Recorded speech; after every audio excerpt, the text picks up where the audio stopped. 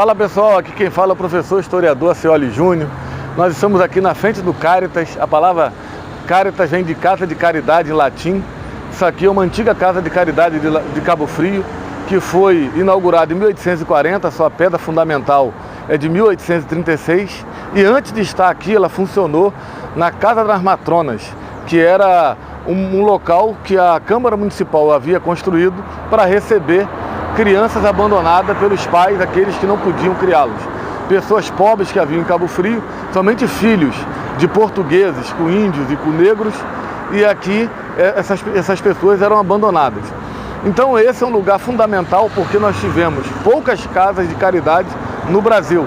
Essa daqui é uma das poucas do Rio de Janeiro e ela recebeu criança abandonada de 1840 até 1940, recebendo aí um número muito expressivo de crianças. E todas as crianças que eram abandonadas aqui na casa recebiam o nome do santo do dia e o sobrenome exposto. Por exemplo, se era dia de São Miguel, a criança do sexo masculino era chamada de Miguel exposto.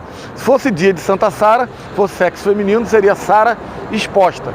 Então aqui recebeu aí centenas, talvez milhares de crianças abandonadas.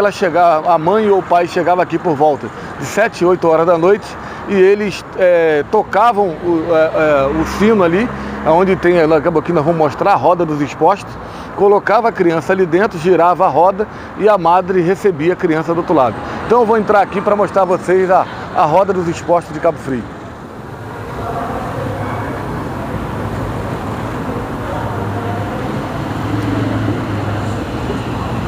Então pessoal, essa daqui é uma réplica da roda dos expostos. Essa réplica é de 2012 e essa réplica, essa casa dos expostos, como eu falei, funcionou aqui no Caritas e antes disso aqui se chamar Caritas, funcionou na Casa das Matronas, que a Câmara Municipal construiu em 1832 e em 1836 vai lançar a pedra fundamental dessa casa, como eu havia dito, e a partir de 1840 o Caritas que vai receber. Uma outra informação legal é porque essa casa de caridade pertenceu à Irmandade de Santa Isabel, que é a mesma Irmandade dona do Hospital Santa Isabel de Cabo Frio. Então era a madre dessa Irmandade que recebiam as crianças expostas. Então, como eu falei, o que acontecia? Os pais chegavam aqui ao anoitecer, tocavam esse sino aqui, e ao tocar o sino, a madre vinha recolher a criança, porque os pais colocavam a criança aqui e giravam a roda dos expostos para dentro da casa, e aí a madre recolhia aquela criança e, como eu falei, aquela criança recebia o nome do santo do dia e o sobrenome exposto. Quando a gente fala isso, parece que é uma questão de crueldade, e não era, é muito pelo contrário, tanto que o nome da casa é Casa de Caridade.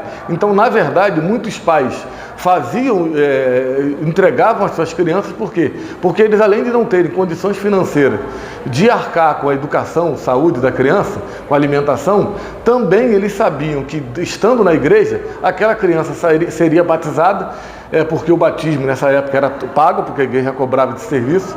Então a criança seria batizada, ela teria uma certidão de nascimento.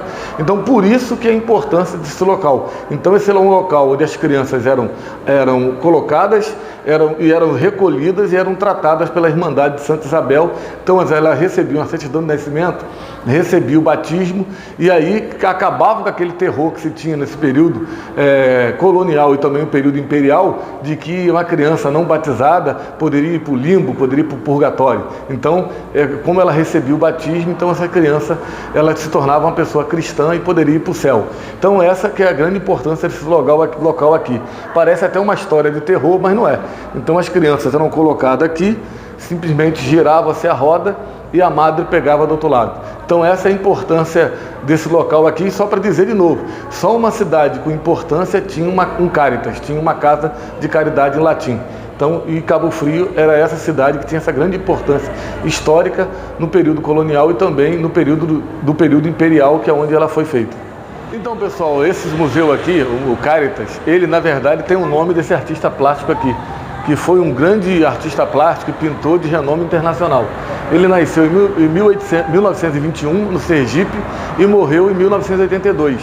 E após a morte dele, ele é homenageado com o Museu José de Dome. E aqui nós tivemos dois grandes pintores de fora de Cabo Frio, né? O primeiro é o José de Dome e o outro veio do Rio Grande do Sul, que é o Carlos Esclia, que tem a orla ali do canal que ele batizou, que é a Orla Esclia. E esse aí já morreu em 2001 e os restos mortais dele foi jogado as cinzas dele no canal Itajuru. Então esse aqui foi um grande artista plástico radicado em Cabo Frio que dá nome ao museu. E só aproveitando aqui, mostrando só esse aqui, ó. Esse aqui é um dos mais importantes da nossa história. Esse aqui é o nosso Teixeira e Souza, que é o primeiro romancista do Brasil, que ele fez o primeiro romance do Brasil, que é o livro dele, O Filho do Pescador. Então, ele dá o nome a uma principal avenida de Cabo Frio, que é a Avenida Teixeira e Souza, e todo ano nós temos uma festividade literária em Cabo Frio, que é a Semana Teixeira e Souza. E como o busto dele está aqui no Caritas, eu não poderia deixar de falar sobre Teixeira e Souza.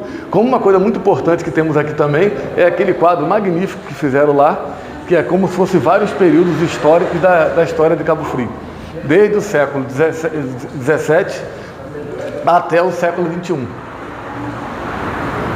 Ou melhor, na verdade aqui botaram até o século XV, né? Desde o século XV até o século XXI. Então esse quadro é muito interessante.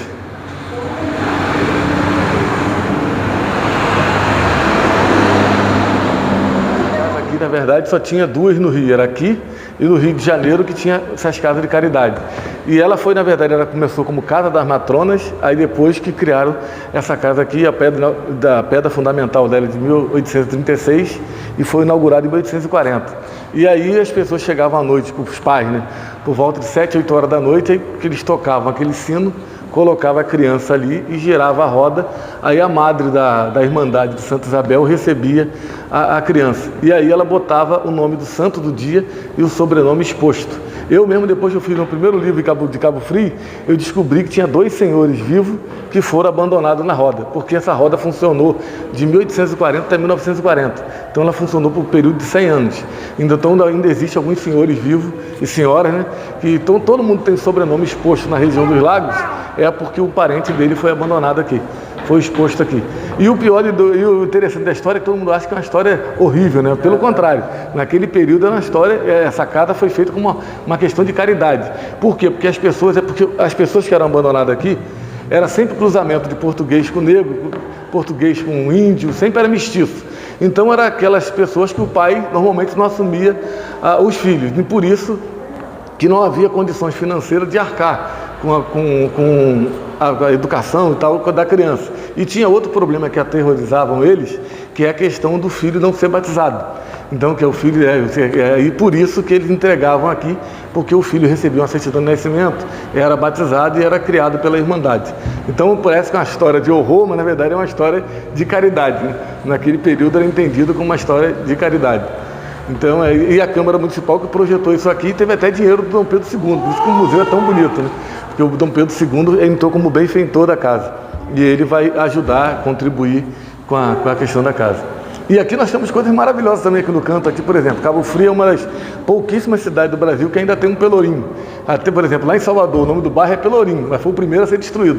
Então, o Rio de Janeiro, todas as cidades imperiais foi destruído. Por quê? Porque quando o Brasil se tornou um país livre em 1822, a política era destruir os pelourinhos, porque o pelourinho ele lembrava o período colonial.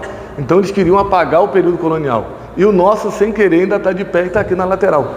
Então, e ele servia, né, para duas coisas basicamente. Uma era para botar editais da Câmara Municipal, porque ela que governava o Brasil até 1923, não tinha prefeitura. Então quem governava eram as câmaras municipais. E a nossa, de Cabo Frio, é uma das mais antigas do Brasil.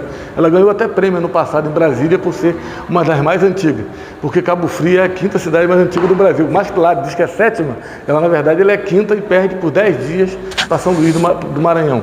E ela foi feita por um rei espanhol, né? Foi o rei Filipe II, terceiro da Espanha, segundo de Portugal, que elevou a cidade a essa condição de cidade em 1615. E até o nome dela é um nome que se perdeu, né? Porque o primeiro santo padroeiro da cidade é Santa Helena. Por isso que o nome do documento histórico é Cidade de Santa Helena do Cabo Frio. E depois, como veio o santo errado para cá, pediram-se Santa Helena, chegou Nossa Senhora da Assunção. Por isso que depois mudaram o nome da cidade para a cidade Nossa Senhora da Assunção do Cabo Frio. Mas o primeiro santo protetor seria Santa Helena. E aí, como eu falei, nós temos ainda esse Pelourinho, que ele servia para botar esses editais da Câmara, que é quem governava as cidades coloniais, e também para punir escravos fugitivos e criminosos. Então muita gente pensa que é só para escravo e não era. Então, por exemplo, um português cometeu crime, ele poderia ser surrado, amarrado no Pelourinho. Por isso que Pelourinho é tão importante, está até quebrado ali, mas a maior parte dele está em pé, está interessante ver. Então aqui na lateral tem 3 coisas importantes, tem o Pelourinho, tem o marco da Seis Maria de São Bento, que marcava esse bairro aqui. Não sei se vocês sabem que tem uma praia que é Praia de São Bento, bairro de São Bento. Então esse bairro era marcado com uma pedra para dizer que ele pertencia, uma pedra, um cilindro assim, cilíndrica com uma inscrição SB. Então, essa pedra de 1623 estão até ali. Tinha 4 aqui marcando o bairro e também uma Seis Maria rural marcada também pelaquela pedra e se encontra ali. E uma sumiu lá no Peró, porque o Peró também pertencia a essa Seis Maria, mas aquela linda ficou como remanescente, está aqui no Cáritas.